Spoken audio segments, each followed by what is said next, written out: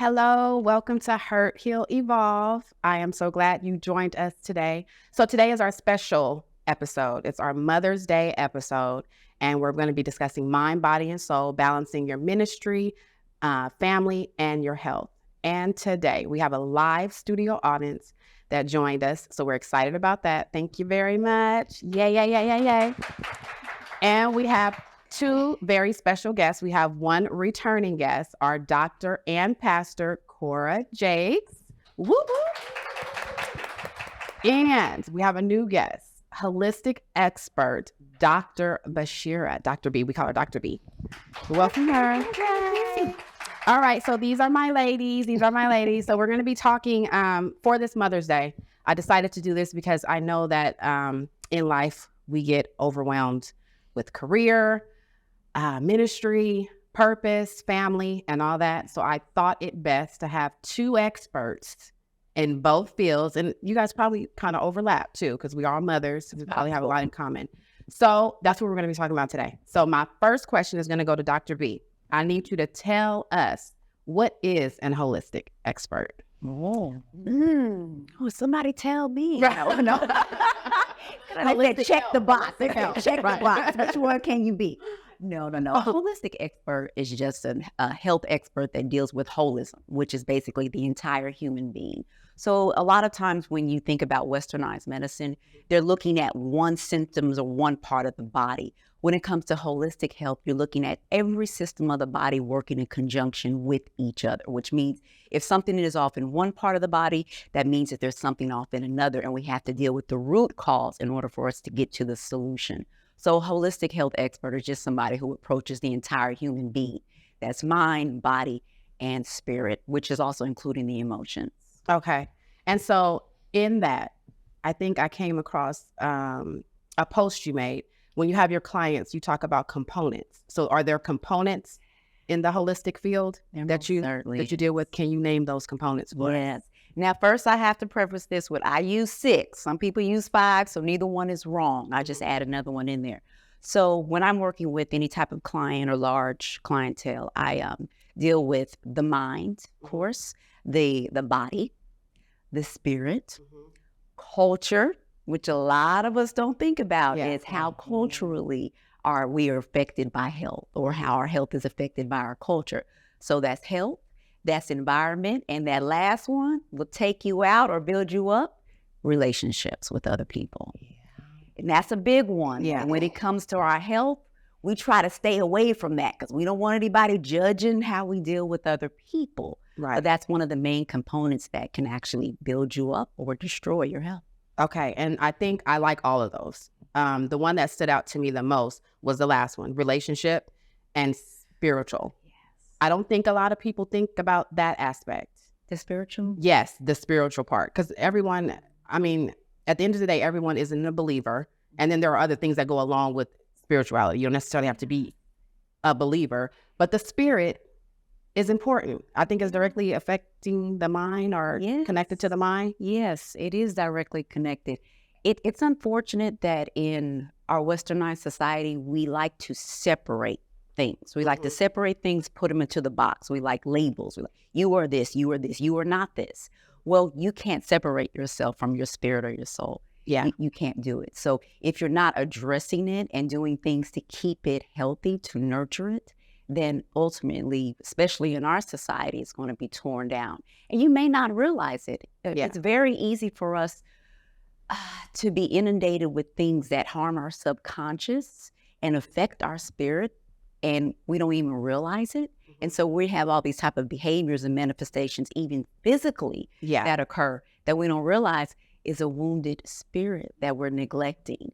And it's a tough conversation, but I do try to separate it from religion. Everyone believes in something. They may not want to admit it, and you'd be surprised when they get in trouble. And most people believe in God. Right. When they have to call on someone. But just to not offend anyone, we like to use spirituality as far as your foundation. Where do you seek guidance? What makes you feel whole? What gives you strength? What gives you power?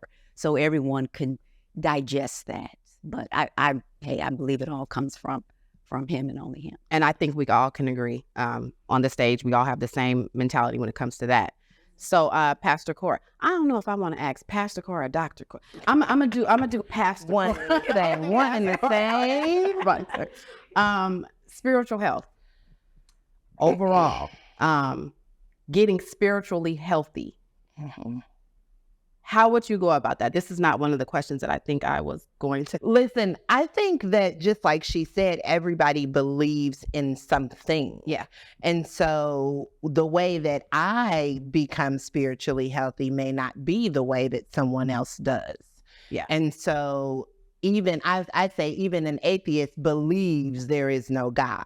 So you have a belief system. So I think the best way to start in your spiritual health is identifying what you believe. Okay. And when you identify what you believe, then you challenge that belief according to the negative thoughts that you have. Mhm. You challenge that belief according to the success that you have, the favor that you have, the peace that you have, the joy that you have, and so on and so forth. I believe that if your foundation is not sturdy, it will show. It will show. And your spiritual health is a very large part of your foundation. Whether you believe in God or believe in yourself, you have a responsibility to that foundational piece. Okay. And yeah, that resonated because I think for me specifically, if the spirit isn't right, if my mind is not right, nothing else works. And sometimes I operate in knowing that I have to do what I have to do and neglecting all those components that you talked about. And then spirituality, or the spiritual part, seems to be like at the top of the list for whatever reason. I'm thinking because the enemy knows once he gets this and in here, that everything else like crumbles. With that being said, I'm going to move into like motherhood because I think that is at the top of the list as far as like balancing our children. So, Dr. B, how many children do you have? None. No children. Okay. No, so but that's what not be applause. Way to go. No, but I would like to say that I consider myself a nurturer. I've been a nurturer since I've been a teen. I've mentored or worked with young ladies. So I consider a lot of them my kids, just not my biological children. Yeah. Okay. And that's fine because there are a lot. And I think I have a couple of people that are in the audience that are not actual mothers. However, they've mothered a lot of people. We got aunties, which are mothers. So for all the aunties, my sister Tiffany, you are a mom. Okay. Thank you very much. But so Pastor Cora, so as far as motherhood, has it been challenging balancing motherhood with your ministry? Absolutely. Okay. And I would expect nothing less. Okay. I think that for me as a PK, it was very important that I did not consume my children with the kind of programmatic responsibilities of a PK. So balancing ministry to a point where it looked desirable and not draining for my children was very important to me. I didn't want them to see faith as a job. I wanted them to see faith as a relationship. And so the balance of that required me to make sure that I was being just as good of a mother as I was a pastor. And in the case that my children, I asked my children for report cards on how they're experiencing me as a mother. And whenever I feel like they feel like I'm doing more for the people outside than I am doing for them inside, I have to shift that report card. My first ministry in balance is my family. And so I think that if you try to make ministry more important than your home, you'll never be able to effectively balance because that's not how it's supposed to go anyway. Yeah, and you made a good point, something that I didn't really think about. How many of us actually ask our children, how am I doing at this parenting thing? How's everything going? How are you feeling, especially in our culture. Ask you That's right. Right. No, for real. Yeah. We didn't grow up. Our parents didn't ask us how we felt. Yeah, Like, they didn't care. you did what you were supposed to do and sit down and be quiet. And it wasn't, how do you feel about me having to discipline you? How do you feel about the correction? Nobody had, no. So do you think that's a culture? 'Cause was culture in those components? Yes. Okay. It's culture.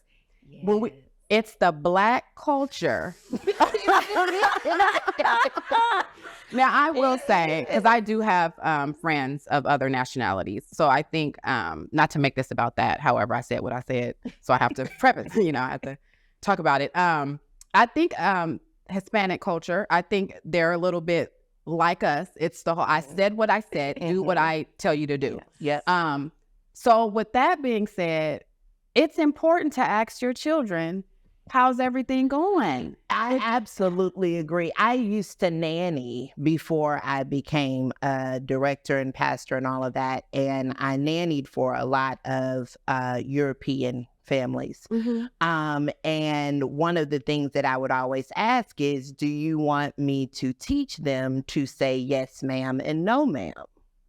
And a lot of them would say, no, we don't want them to say yes, ma'am, or no, ma'am, but yes, mom, or no, dad. Like, we want it to be relational. We don't want them to feel like we're their masters. Yeah. And so when I would see them interact with their children, it's very, how do you feel? It's very, I'm so sorry that makes you sad you can't have another snack, but it's okay, mommy's here. And they're hugging them and holding them because they're crying about a snack. And I just thought that's absolutely amazing. Yeah. Because that's just not culturally. Yeah. I was raised. You didn't get to cry over cookies and chips. Like, that wasn't a thing. And so it taught me, like, I want my children to know that their feelings matter. Right. And I am not above their critique. I don't want to have to wait till they're older for them to call me blessed. If I create an environment now, then they will call me blessed now and later. Gotcha. And so that's very important. And I just talked to my daughter the other day. I made up the word childing because she said, I know parenting is tough. I said, yeah, childing is tough too. Yeah. And so, like, I understand childing is tough for you. I understand, you're trying to navigate who you are and what you like and all of that. And how do you feel? And she was like, I don't know. And my sister bought us feelings wheel pillows. And so when my kids can't identify their feelings, I tell them to grab the pillow and they pick 3 feelings out of the pillow that identifies how they're feeling. And then we talk about each feeling. Why do you feel ashamed? Why do you feel embarrassed, depressed? And we talk about feelings because it's important. Our kids need to know we care about how they feel. And so I'm going to put myself on the spot. Maybe not. Maybe not. So I'm going to put myself on the spot, and I hope someone follows. So my daughter is in the audience. So I want to ask, and I want you to be totally transparent. Trust me, I want you to be totally transparent. You know me when I say that, that's what I mean. I want to know, up to this point, in this season of your life, how have I been as a mom? Negative and positive.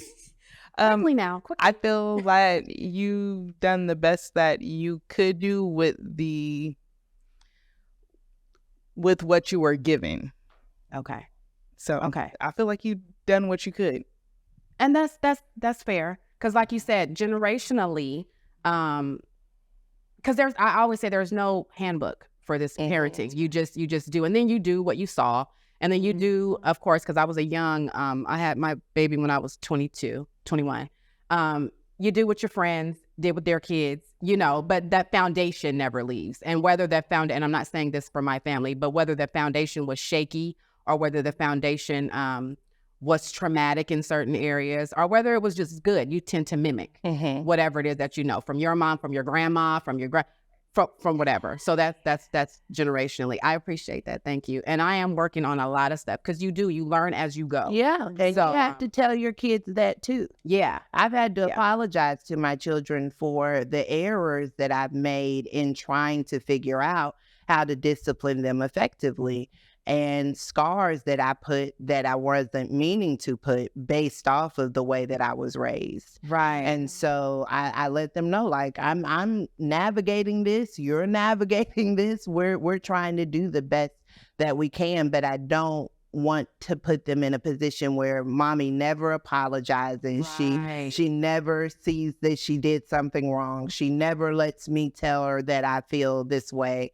I don't want to create that kind of environment. Before I ask Dr. B a question, do we have any questions in the audience from what we've talked about so far? Yes. She gonna put you on the spot. So as your mom, I'm going to put you on the spot. Okay, so we can cut. I said not right now, not right now, not. Oh, hold tight. And ask you, how do you feel I'm doing or did as a mother? Transparent moment. Okay. Yes. So I think in this season of my life, because we as children, we could always complain about what happened, what didn't happen. I feel in this season of my life, you've been more beneficial and helpful for my needs today. Like as at the big age that I'm at, this is when mom, and this is no slight, this is when mom is most effective for me. Does that make sense? Absolutely. Okay, yeah. Because right now, I need mom like more than ever. I think when I was younger, I don't think we trip off I didn't, whether mom was there or not. It's like I got my friends, I got other stuff to keep me busy. But like right now, oh yeah, I'm riding blind at this point. So I think even before this situation, this season of my life at this big age, excellent. Thank you. Absolutely. Sure. So I want to twist it a little bit because Is this for me or is this for one again? this is going to be for one of the guests. So I've come from a different generation, and I've come from that generation where my mother was a pastor. And my mom, I am one of those children where, or I'll say our siblings would say, my mom served the people more than she served us. And so it wasn't until maturing in Christ, understanding the love for the people, understanding you have gifts too. And so now you understand the serving. But my question for the guest is, and I don't have children, I have a bunch of sisters, nieces, nephews. How do we stop oversharing? Because what I saw was mom served the people. Everything was about the church, and the house came second. But I see those traits in myself where I will serve, and I'm a natural giver, but I overgive. I'll start with that, and then, of course, we're going to let Dr. Cora take the rest of that one, bring it home. But one thing I like to tell people all the time is when you overserve, you overshare, there's nothing left of you, we forget that we're also God's children. So why do we completely deplete who we are till there's nothing left? And oftentimes we cause ourselves physical illness. Because think about it, stress is one of the root causes of so many chronic illnesses. That's not what he asked of us. And I'm speaking to you in that way because you're in the faith. But I think it's so important that we set boundaries and that we listen to ourselves. If doing something for someone gets to the point where it no longer feels good in any way, I mean, it's one thing to be tired, but it's another thing to feel so drained and pulled on that your spirit just seems depleted. Is that truly even serving anyone at that point? Right. You have to think about it. If you're not showing up as your best self to help others, you may be doing them a disservice. So take a step back, take care of you as one of God's children as well. Take a beat, go get a massage, couple of things, and then you'll show up even better next time for those people that you care about. I absolutely agree. I think for me, it's going to be about pausing. A lot of times we give and give and give because we don't take a pause. And sometimes you just need to pause and give yourself an opportunity and permission to say no. If we are so programmed to yes, we get uncomfortable with no. And so when someone asks us something and we know that it's too much, we know that we can't do it, we will overextend ourselves because we're more comfortable with yes than no. So you have to give yourself a pause and give yourself in that pause permission to say no. And a lot of times this is a testing of the friendships and relationships you have around you. How they respond to your no will tell you if they can be in a yes season. The last thing I would say is people pleasing is an epidemic. But you have to remember that you are a people too. I'm going to get a t-shirt. You are better. You are a people too. If you're going to be a people pleaser, you have to remember you are a people too. And so if you are not going to put the mask on yourself first, you can't complain about losing your breath. Ooh, love What you say? Say it one more time. I said, if you're not going to put the mask on yourself first, you can't complain about losing your breath. That part. And that comes along with health. It all comes back to health. And that's one thing I was going to say. This entire conversation deals with emotional and mental health. Yes. If we, not only as a culture, but just as people in general, would open up and have these type of conversations, our health wouldn't be in the situation. Yeah. Too often we think health is, oh, did I exercise or did I eat right? That part. Oh, that's just such a small component of being healthy. It's these conversations, it's communications, it's allowing your children to tell you with full transparency how they feel about how you did it as a parent. So you're doing better. You're not holding in things. They're not holding in things that cause trauma that end up actually hurting ourselves and causing illness. You all, the mental health is such a deep piece because it physically destroys us. So like they can, scientifically, they can see what stress does to the body. So I'm just so happy that you're opening up these type of conversations, especially about parenting, because that's where a lot of the issues start. Yeah. Is in the home. Yeah. And then for me, I don't think I've had this much focus on like mental health until literally, because I'm originally from California. We've been here, it'll be 4 years or 5 years in July. And I haven't really put a focus on my mental health until I got here for whatever reason. I guess God said it's time, because it does. It affects your body. Does it cause inflammation? Like, so stress can have a lot of different, cause a lot of different issues in your body. Is inflammation one of the? Oh my goodness, yes. Yes. Okay. Stress, because stress actually causes the body to release certain hormones, like especially cortisol. So we all know elevated cortisol is the opposition, the opponent, the devil, okay? Yeah. It's so hard. Right. See, it's so hard to balance it back out. It's so difficult. And there's other hormones too, but cortisol is really one that is tied directly with stress.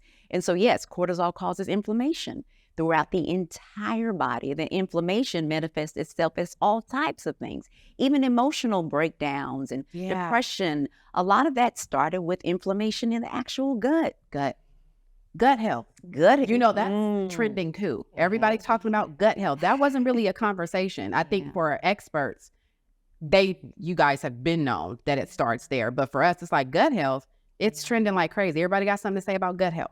And I hate that it took social media for people to have awareness, but I appreciate it. I appreciate that's one positive aspect of social media.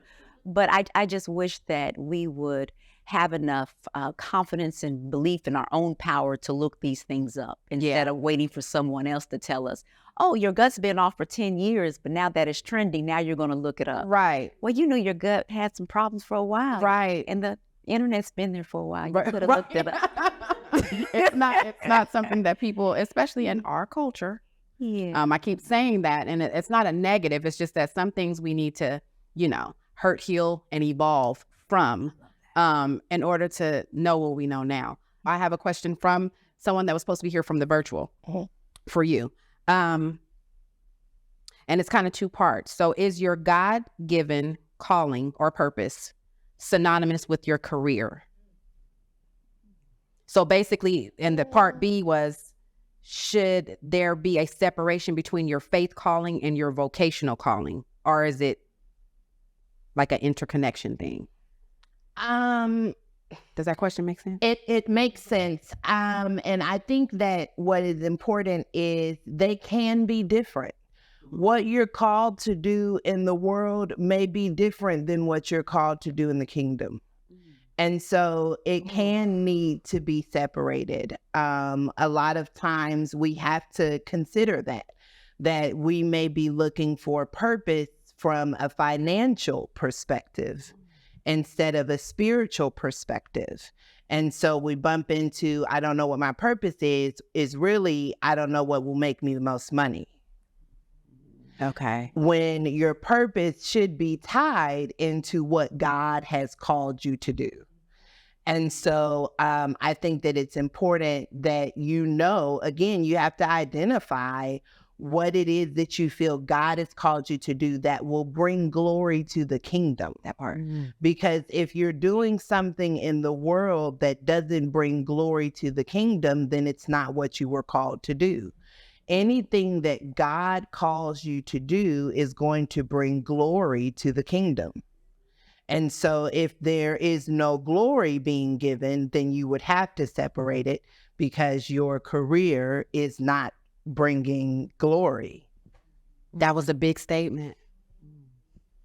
And it's facts. Because for people that are trying to find out, what am I here for? I know I got to make this money because I got to pay these bills, but I know I have these gifts. And so how do you separate? Is that you have to come to a point spiritually where you're like, you have to come to a point where you say, I'm going full-time ministry. Yeah, they separate from their career and they're going full-time ministry. You have to make a decision because sometimes they don't merge. Thankfully, mine merge. My career and my calling, they merge, but everybody doesn't have that gift. And so you have to make a decision, and often a very faith leap decision to trust that God is going to bring provision for what he's showing you. That part. Because you're gonna know. You're gonna know God's what, because I knew. It's a leap. It's so clear, as if we're sitting here talking here. I can like to do a lot of things. I can have a passion for a lot of things. But if it ain't bringing glory, that's all I'm saying. And that should be our first. He wouldn't ask you to do anything that wouldn't bring him glory. Right. Right. Okay. Do we have a question? I have one last question for Dr. B. And then does anybody else have any? You do? Okay. So this is questions for you because you said you knew when it was time for you to make that separation where you took the leap. So how did you know? When we say I knew, the way I'm talking to you, I'm imagining you were doing both at the same time, and then eventually you transition to full-time ministry or full-time whatever you're doing to glorify God. So can you talk a little bit about that process for yourself? I sure can. And currently I still have a 9 to 5, but I always knew. Even when I went off track, because I have not been saved my entire life.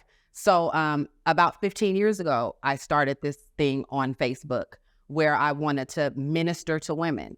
And then it was going great, large following, everything, but I veered off. I wanted to do my own thing.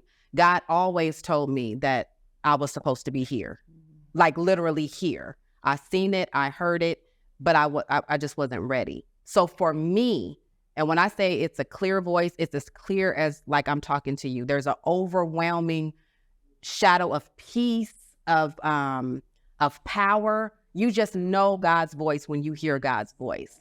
So for me, I'm still doing it. I'm still waiting for God to release me. Sorry, job. Release me. From 9 to 5. But if he does not, I'm still doing a little bit of ministry at work. I speak to people. I speak about my purpose. You know what I mean? And I do hope God slowly transitions me out. But you know it. You know it. It's not something that you have to. People search for purpose, and I don't.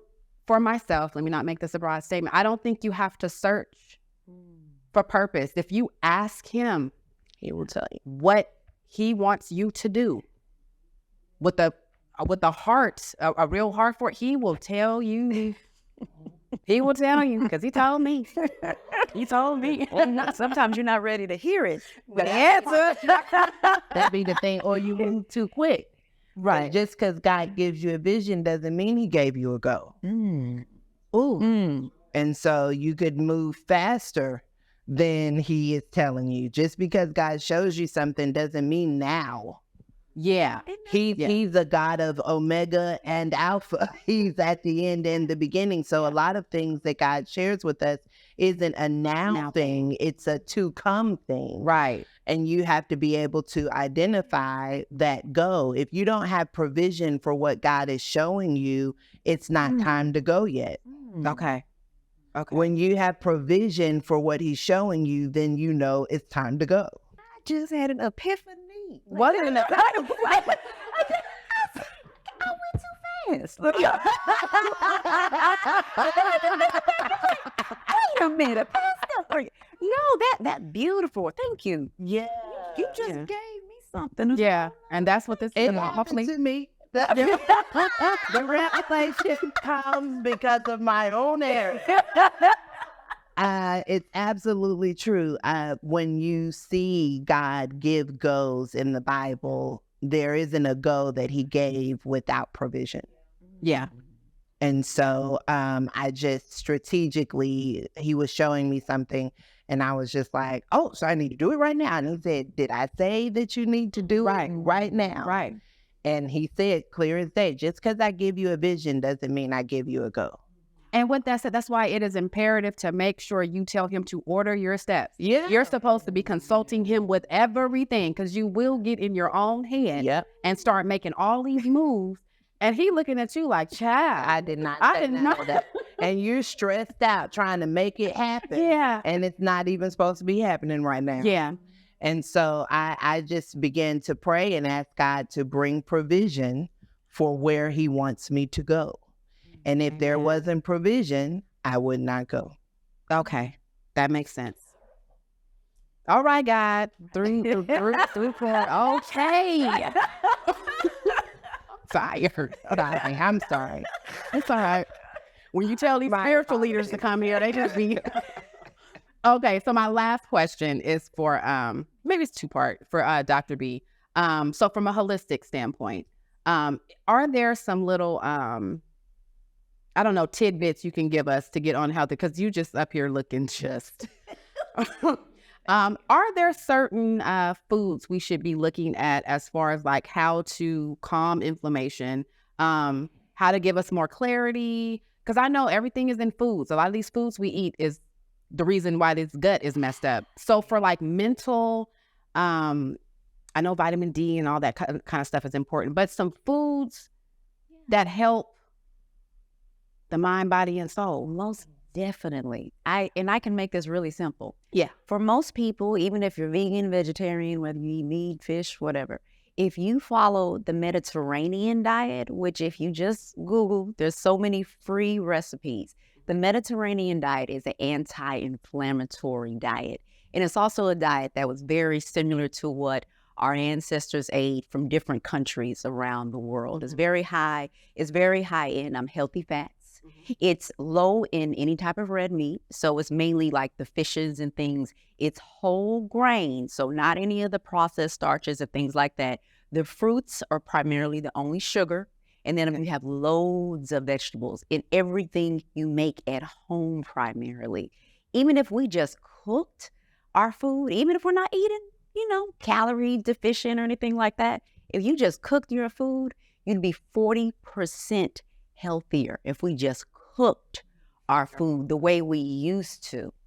Because we didn't grow up on these diets and things. I'm from Oklahoma. I certainly didn't grow up eating a vegan, vegetarian diet. We ate meat and potatoes. Right now today. Right. Absolutely. With some vegetables. Wait, you got some green beans with some veggies.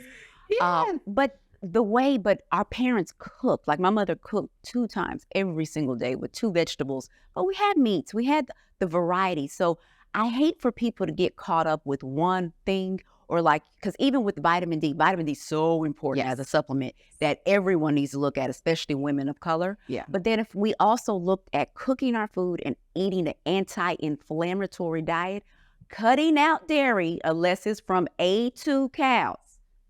That's a whole nother conversation. A whole nother conversation. Yeah, you get there, you see A2 versus A1, go for the A2, and we'll discuss it more later. Because you're coming back.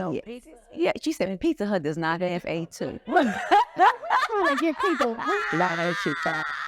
But if they did, but I'd be there. Look, if they had that D dish, with that A2, I'd be there. But A2 dairy basically is not inflammatory. Okay. And there's a history behind that you can also research, but mainly anti-inflammatory. And just Google what that is, the type of oils, the type of sugars, and then moderation. Yeah. We know we don't need to go back to 2 and 3 plates. We know we don't need that. And drink your water. Yeah, drink plenty of water. And mind your business. No, I'm gonna need you to do that. Mind your business. You do it. Sing it. No, I'm sorry, Cora. It's your Cora check in. Get your water in. Come on and drink your water. That's right. Don't give up. Get up and drink your water. I love it. That's gonna be my jingle. That's gonna be my new jingle right there. Okay, we are out of time. This was beautiful. This was lovely. We can have a part 2. Y'all just let me know if it's really popping. We're definitely gonna have you back. She's a veteran, so she'll be back too. I just want to say, listen to her. Yeah, all day in church. So thank you all for joining. Thank you, live studio audience. We're gonna actually eat. I'm not gonna say it's necessarily healthy, but there are some stuff. It ain't Mediterranean. Right. Before we go, I do have to go to this book by Dr. B. I'm going to allow her to let us know where we can get it and what it's about. Well, thank you so much, Taquana. That book there was my first one, and it's called Love Yourself Enough to Be Healthy, 50 Affirmations to Your Best Life. And that's basically a book I wrote at the time I was in a very dark place in my life. And those are the literal affirmations that I use to bring myself up and get me back on track. And so I decided to share them. And you can purchase that on Amazon. You can either put in Dr. Basheerah, Basheerah Ahmed, or Love Yourself Enough to Be Healthy. Thank you very much. And our Dr. and Pastor Cora Jakes also has something for us. You want to go and tell us what it is? I have a prayer planner that is out right now. It is also my first prayer planner that I have out. It's a digital download. You can get it at corabjakes.com. It's going to give you a prayer assessment, going to give you an activation prayer to start activating the calls and gifts that God has on your life, bringing prayer into your purpose. And you can get it right now on my website, corabjakes.com. Thank you. Thank you all for watching Hurt, Heal, Evolve. And just know that this episode, everything is going to be surrounded around hurting, healing, and evolving. Health matters, balancing your family, motherhood, ministry, all of that falls within Hurt, Healing, and Evolving, because our goal is to evolve at the end of the day. Let go of what we thought we knew and get into what we know now. Thank you for joining. See you next time.